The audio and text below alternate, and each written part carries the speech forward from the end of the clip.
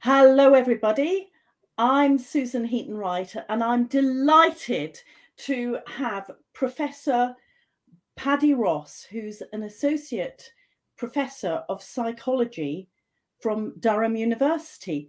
Now, he is researching how children perceive social signals, particularly interested in facial recognition, body language, and gestures. And those people who know the work that I do know that I am very much pushing on nonverbal communication as well as what we say to make a positive impact. Now, his current projects involve the phenomenon, I can't even say phenomenon, an auditory emotional dominance in children when they can't ignore what they hear. And my question with this is, if you're in a noisy classroom, is that going to impact learning? Yeah.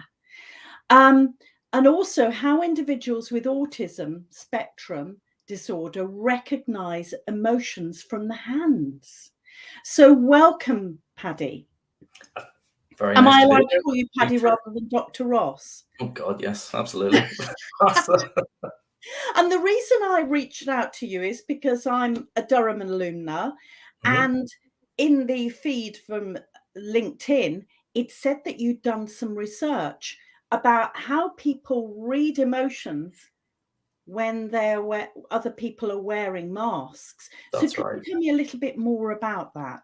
Sure. So again, thanks very much for having me, and thanks everyone who's joined in. So that research stemmed obviously out of COVID, where masks became pretty ubiquitous in the West. And there was a few studies that came out that basically tried to say this is going to be terrible. People aren't going to be able to recognize anyone's emotions. It's going to be a breakdown of social interaction. It's going to be awful. The nature, though, of sort of studies in psychology tend to be lab based and very controlled. And the way people will look at facial emotion is just to show the face and just pictures of a face, and they'll mask it. They'll take the mask off. They'll compare results. What we looked at was, it's not really how you see people in real life. You don't just see their heads, unless, of course, you're on a StreamYard stream and you are looking at their heads. But thankfully, we don't need to be masked when you're online, right? So you tend to see everyone's whole body most of the time. So what we did was we did an experiment where we took emotional bodies, so people posing in emotional ways, being angry or fearful or sad or happy.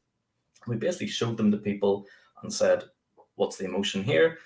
Then we had photoshopped on masks. A great undergrad student of mine had photoshopped all these masks onto these photos. And basically what you do is you show people those ones as well, and you get them to recognize the emotions. This was maybe a bit tongue-in-cheek on my part, because I kind of knew that it's not going to make much difference whether you mask when you've got the full body, because the body is such an important conduit for emotion recognition. A lot of research focuses on the face because it's very salient, right? And everyone recognizes a smile or a frown or whatever. What they don't sort of think about so much is actually what they're doing with their body and what they're doing with their hands and the signals those are sending off all the time. It's maybe picked up in the periphery of people when they're looking at a face. Their body, they're not focusing on it so much, unless we'll talk a little bit about people with autism spectrum disorder a little later on. That might be slightly different. But what we found was that it doesn't make any difference for sadness, for fear, or for anger, but we did see a little drop off in happiness. Oh, that's interesting. So the ability to recognize happiness. So do you think if people were, thinking about in the field rather than in the lab, if people were to make sure that they use their eyes more in that situation to show that they were happy? To certainly, well, if not their eyes, their body or their voice. So again, here we're showing pictures of people with these things to make it more controlled. Yes. It's a trade-off, right? You either make your experiment very controlled, in which case you lose what we call ecological validity, which is the ability to apply it to the real world, or you increase the ecological validity and then you lose controllability. So it becomes a bit, there's lots of different elements then that you can't control anymore. The thing we don't have there is that all of these images are sort of people with their arms outstretched as if they've just, seen a long lost friend at a train station or something, and they're very happy to see them. It's actually fairly ambiguous. If all of the happy people were standing like this with their thumbs up, then you might find that actually having a mask on or off makes no difference at all. People can still tell that emotion. And obviously you touched on the voice there as well, or I did. Again, it's a thing it's unusual for us to think about the tone of our voice, because you don't really hear your own voice the way other people hear it. You'll know that awful thing where you hear this back in a recording and you don't sound at all like you think you did. Yeah. It's kind of hard, and people don't tend to think about how they're talking, I don't think. Not consciously anyway. They don't make a conscious effort to. But if you're wearing a mask, that's incredibly important. Especially if you're trying to portray happiness, is to try to do it with your body and your voice. Because people do smile with their eyes, right? You can tell, usually when someone's smiling, but the mouth is the key conveyor of a smile, obviously. And when that's taken away, it does make things rather more ambiguous if you don't have access to the voice or the body. That's so interesting on a couple of parts. One thing is that with my own methodology, Superstar Communicator, voice is the last part. And I often ask people when their voice changes. Is it when they're frightened? Is it when they're happy? Is it when they're excited? And to start consciously being aware of that, so that they can modify that if necessary, because it might be ambiguous. I hope I'm on the right. That's very important. I mean, the work you said at the start there about the auditory dominance stuff, where children can't ignore what they hear, is all about that. So that's this phenomenon where if you show kids, let's say, fearful bodies, someone cowering in fear with their hands up, and you say, what's the emotion in this body? But you play them someone laughing, someone being happy, and you say, ignore that. Just tell us what the emotion is that you see. Kids are dreadful at that. They will say that person cowering in fear is happy. Right. So they find it very, very hard to ignore or not take on board what they're hearing to such an extent that it actually is detrimental to the recognition of what they're seeing. It's one of the reasons I wonder when you're talking to children, when you've sort of reached the end of your tether and you really start still smiling but talking through your teeth and you sound really angry, your child will just cry anyway, because despite your best efforts with your body and your face, the voice is giving you away. And that's amazing. So in fact, it's overriding non-verbal communication. Yes, we think so. Wow. We've recently just submitted a paper where instead of emotional voices, we had emotional music. Violins and clarinets, sounding little happy trills and little sort of sad diminuendos and things. And it works as well, which is really interesting. So it means that, you mentioned classrooms earlier, it means that any negative oral environment might actually impact a child's perception of what they're looking at. So you think of everyone who's working from home over COVID. If that's a negative home environment, there's arguments, there's siblings running around, there's general negativity, anger in the house. That could directly impact then how the kid is, or how the child is viewing someone on a screen, their teacher on the screen, for instance. The teacher could be very smiley and looking very, proper and inviting and nice and welcoming, like a primary school teacher. But if that's not what they're hearing, that might actually override their perception of what they're seeing. That's amazing. I'm sure you need to push that out to education trusts, because that's invaluable information for them. It really would be. It would be. We're looking as well at emotional stories, and whether that old sort of adage, "It's not what you said, it's how you said it." Yeah. Whether actually reading, for instance, to children in let's say you read, Mr. Happy had the best day ever. Would the child think Mr. Happy is actually sad, despite the content of the story being that he's happy, despite the picture being Mr. Happy at his happiest? It might do. We're gonna find out this year, hopefully. And when does that change? Have you seen, is there a particular time? Is it adolescence that then we have a more adult way of responding to these messages? Yeah, very much up in the air. The original work was a very simple experiment where if you see a flash, you hit a button, and if you hear a beep, you hit a different button.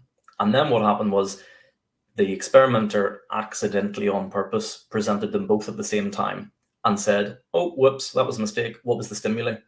And adults will hit the button for the flash, whereas children will hit the button for the beep. So they seem to have this just general tendency. So some work has been done to try to chart what we call the developmental trajectory, just basically the way kids develop in various abilities. Some researchers had said it was around about 7 or 8. And there's other work that says that you actually go through a little mini pubertal sort of hormonal change at about 7 or 8 years old.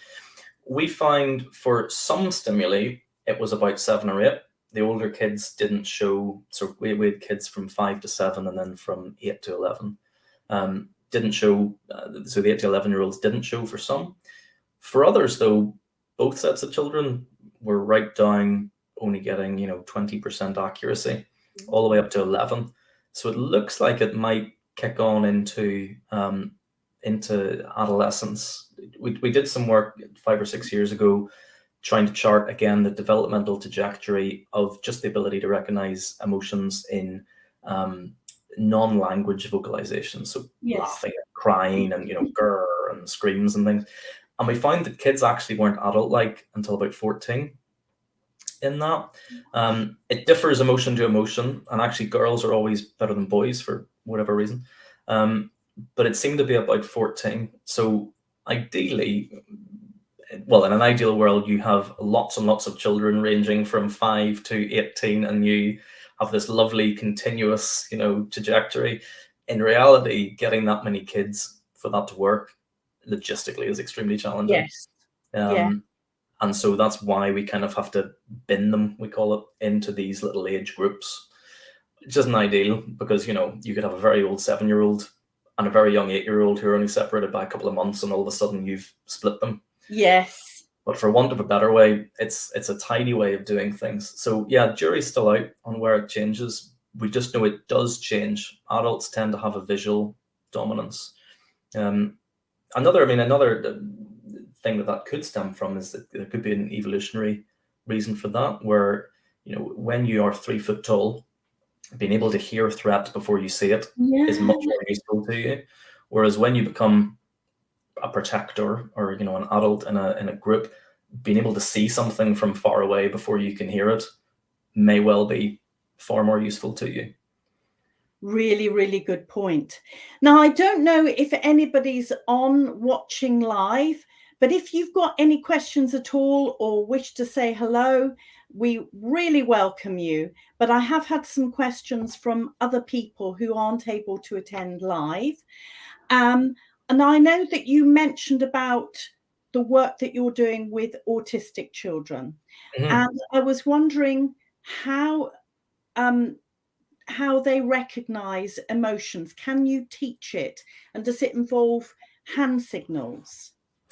Yes. So we had a paper out 2 years ago, me and a colleague, Tessa Flack, which looked at the hands, basically. And this was just with neurotypical participants. We call anyone that isn't, doesn't have a socio-emotional disorder or isn't neurodivergent. So with neurotypicals, when you remove the hands from emotional poses, it seems to make a difference we find a difference for fear and for anger, but not for sadness or happiness. And it's basically in emotions where the hands are being used for something. So they're being used for shields, in fear, or weapons in anger, or things like that. We also know that people, the neurodivergent populations, or people with autism, have particular trouble with facial emotional recognition. Yes. Eye tracking tells us that they tend to just not look at the areas which we would automatically look at. So mouth for anger, mouth for happiness, or eyes for fear, or the middle of the brow for anger, like a furrowed brow, and tend to look all over the face, really. How that works with the body, we don't actually know a great deal about, because research for a long time has treated the body as just one whole thing and not individual parts. So, shoulders up or down or backwards or leaning forwards, certainly not hand position or form. Ooh. And the body's very complex. It's, Yes. I mean, if you have fists up here, you look angry. If you have fists above your head, you look jubilant, like you've just Yes. jumped for joy. You imagine winning like a tennis match or something. Everyone looks very angry when they win a tennis match. If you take still images from a newspaper, everyone's screaming and shouting, and actually they're incredibly happy. So this year I have a brilliant group of 4 undergraduate students who are going to look at exactly this, who are going to basically replicate that hand study where we took the hands out and tested the emotion recognition, but with an ASD, an autism spectrum disorder population, and neurotypicals. And to be honest, we don't actually know what will happen. It could be that taking the hands out makes it much harder for the ASD group, because it's the sole real communicator of fear or of anger. It could be that it doesn't make too much difference. And it could be that could be the case because of the same reason that we see in the face, that they're just not looking really at the right bits for long enough to detect the emotional content. It's going to be very interesting either way, and it'll be something that we'll be able then to apply. Yes. So if we do find that actually the hands are even more important for this population, maybe because they don't tend to look at the face as efficiently and they tend to look at the body more, perhaps, in that case, that's something then we can really we can tell people who are communicating or wanting to communicate better with ASD populations, to really try to emote with your hands far more, which may make it far easier for someone with ASD or any socio-emotional disorder, I suppose, to detect how you're actually feeling. That could be groundbreaking, couldn't it? That could be, yeah. I mean, it's so under researched. It really is. That it could be, yeah. It really could be. It could change sort of how we advise people to communicate, and in the end of the day, being able to communicate more effectively and efficiently with people who find it hard to communicate is sort of the name of the game. Absolutely.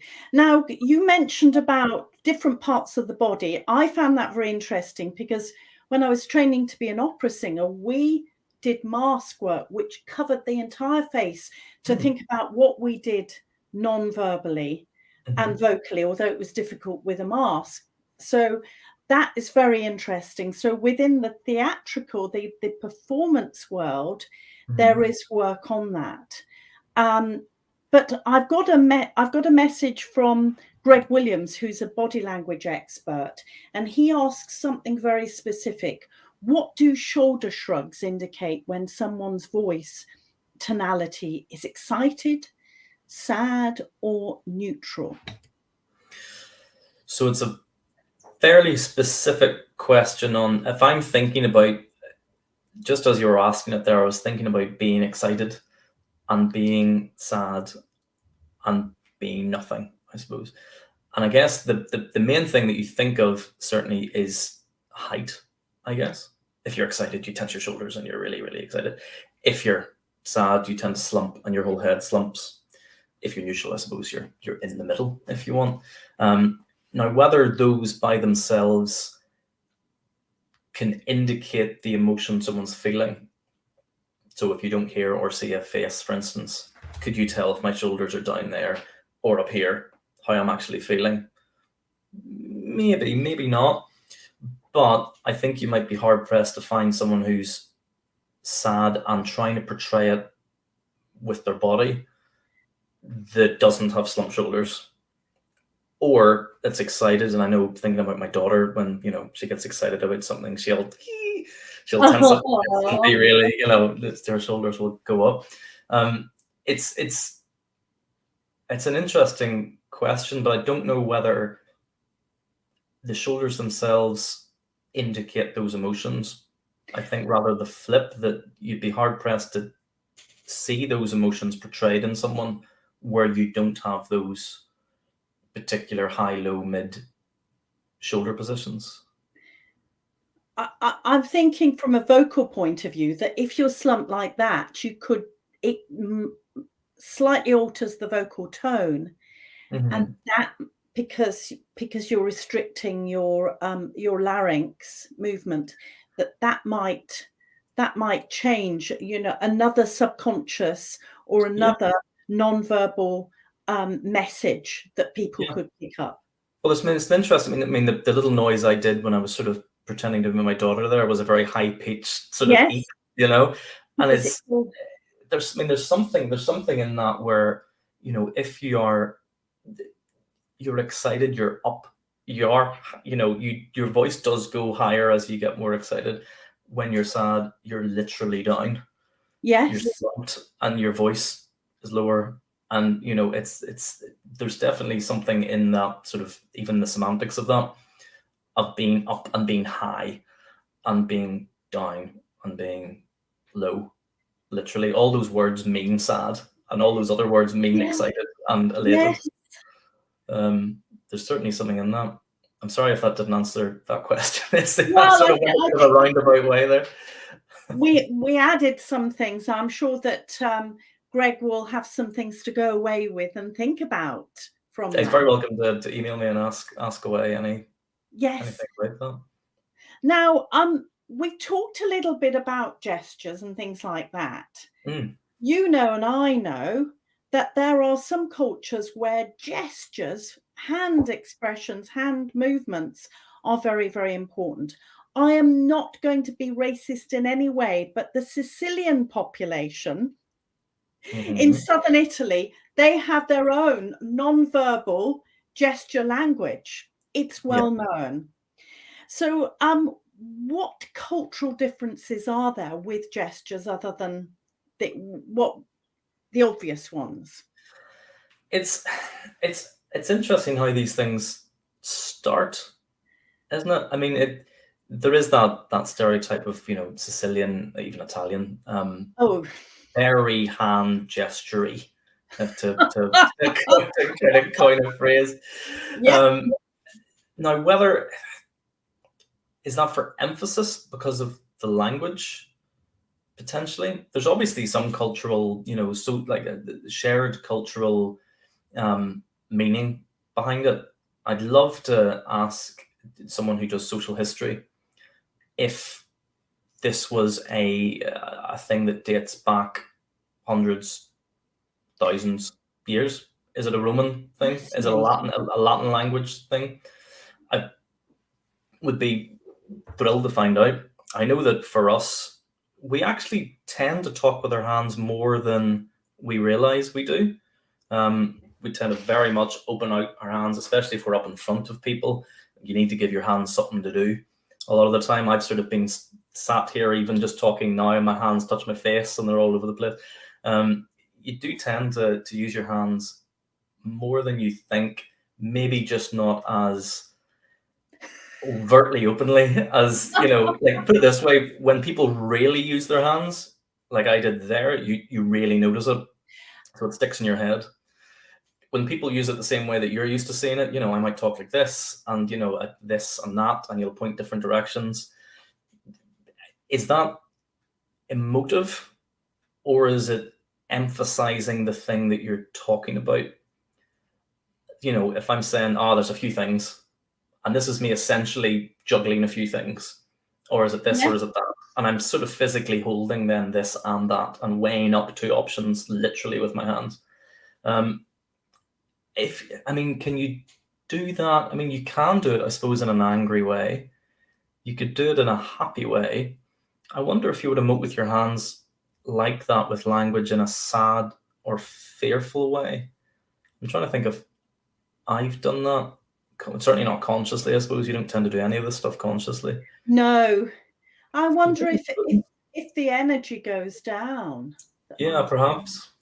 Yeah. And you're using your facial expressions as well to demonstrate that. Yeah. I mean, the cultural stuff's it's so interesting, I mean, especially because we don't tend to take it into account. These stimuli, for instance, that we're using are posed stimuli from the Netherlands. So mostly, presumably, again, it's a university, so it might be, people from all over the place. Presumably mostly Dutch. Is that different if we then test those emotions on, Durham undergraduate students, who again are majority English, but only just. Plenty of East Asian students, lots of European students. Is that a problem? Maybe, yes. And in the same way, there are different facial expressions, aren't there? You know that there might be somebody speaking, and I might think, being English, that an expression or a sort of facial gesture, for want of a better word, I might think, oh goodness, they're being rude, when in fact it's part of the way that they speak.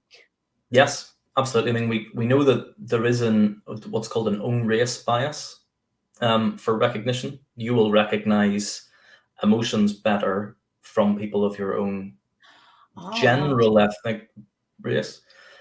How far, though, that goes down, I imagine that's a very broad term that actually could be brought down even much, much further than that.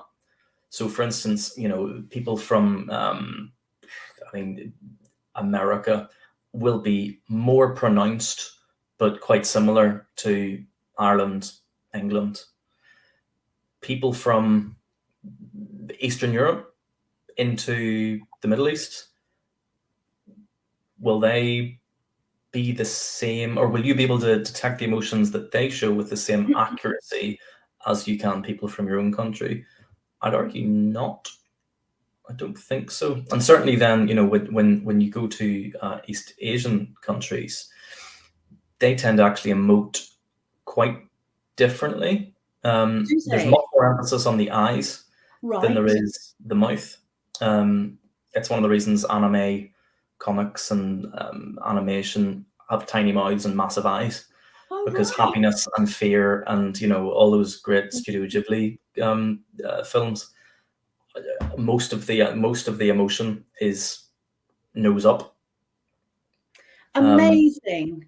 I'm going to look out for that. Oh, we've got a couple of comments from Corinne. In listening, we see people with a very connective way of listening, using their hands more often than people who love listening to facts and figures. Do you recognize that? Facts and data, she corrected herself. So we see people with a very connective way of listening using their hands more often than people who love listening to facts and data. So does that mean sort of in a more connecting with things on an emotional level, perhaps, instead of sort of the raw, the here are the facts and the. So, Corinne, if you want to explain that more, the way that I'm reading this is that if you bring emotion into it, that people are going to remember that more than facts and data. And certainly they're going to use their hands more because there's an emotional side to it. I think is that maybe what Corinne's asking? I mean, that would sit very nicely with my experience of listening to people who are, interested in what you have to say compared to people who are just there to hear the results of a talk and just want the numbers, and they're going to make their own mind up, rather than someone who's invested, say, in a conversation about facts and data. And do you think, therefore, that those people that are being more emotional with their non-verbal communication, they're going to have that connection? Is that going to help with the trust element? There are more emotion on there.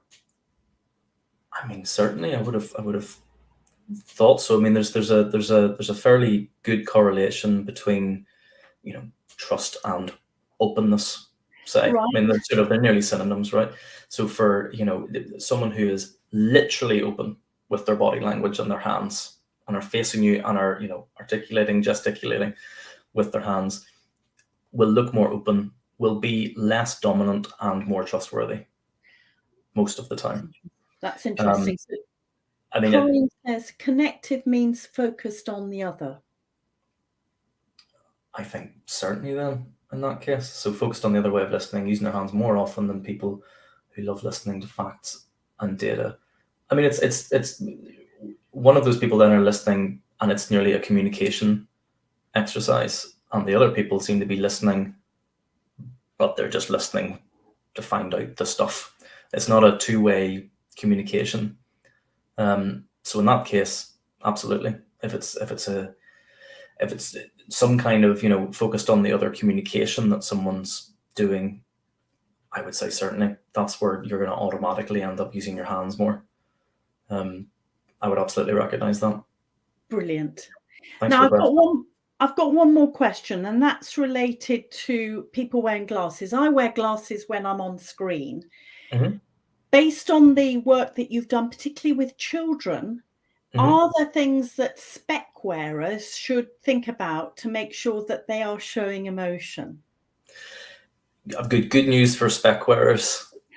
It doesn't matter too much at all having specs on. If anything, it actually highlights your eyes. Okay. It directs attention, if anything, to your eyes compared to the rest of you. With children, it's interesting with children because what we find is that the ability to recognize emotions in the body comes quite early in kids. They're adult-like in that ability at about 8 years old. We tend to find faces later, voice later. So part of this is that actually you're 3 foot tall, right? When you're 5 years old, your main interaction with other people is the body of your parents and the hands of your parents, right? Unless you get down to their level, they're actually looking at your face from a very funny angle a lot of the time, or from across a room. To go back to your question, sorry about glasses, you are as emotive as I'm able to be with your face. There's nothing special handily that you'd need to do.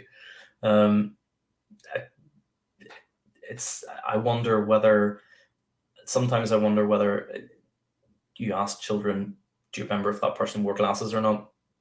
No. They weren't.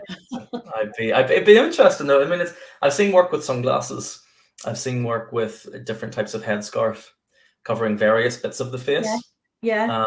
And obviously my mask study that you mentioned earlier.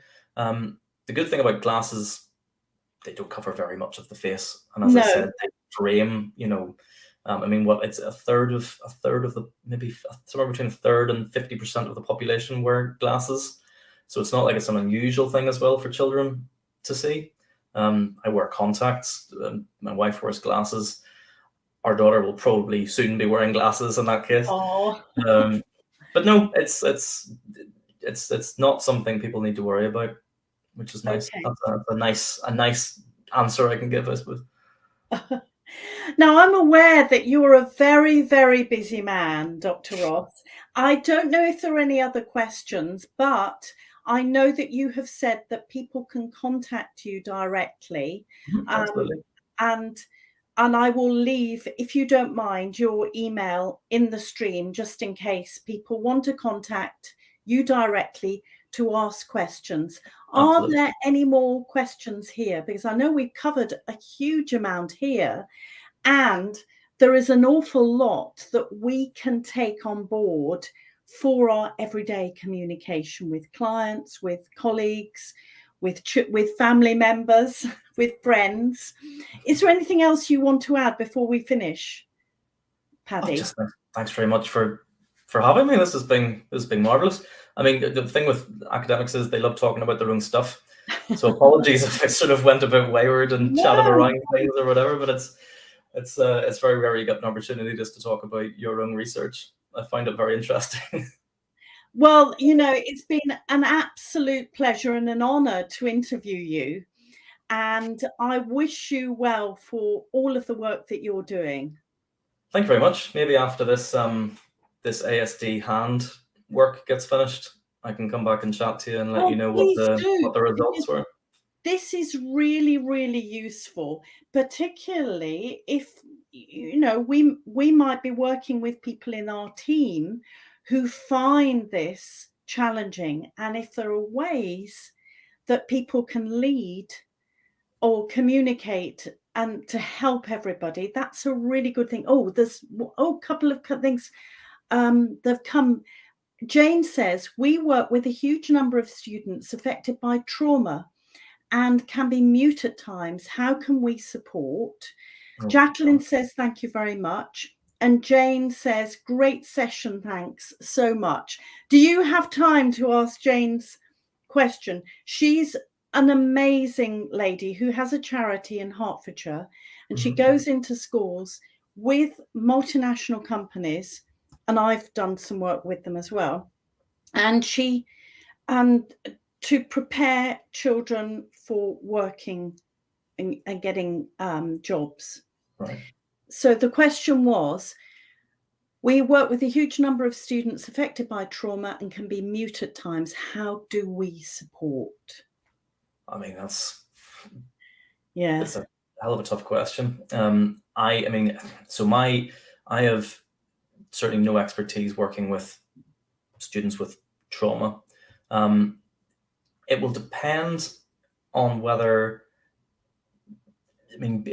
being mute but not communicating at all, I suppose, are two different things. And being mute doesn't necessarily mean that they don't understand everything that I guess you're trying to communicate as well.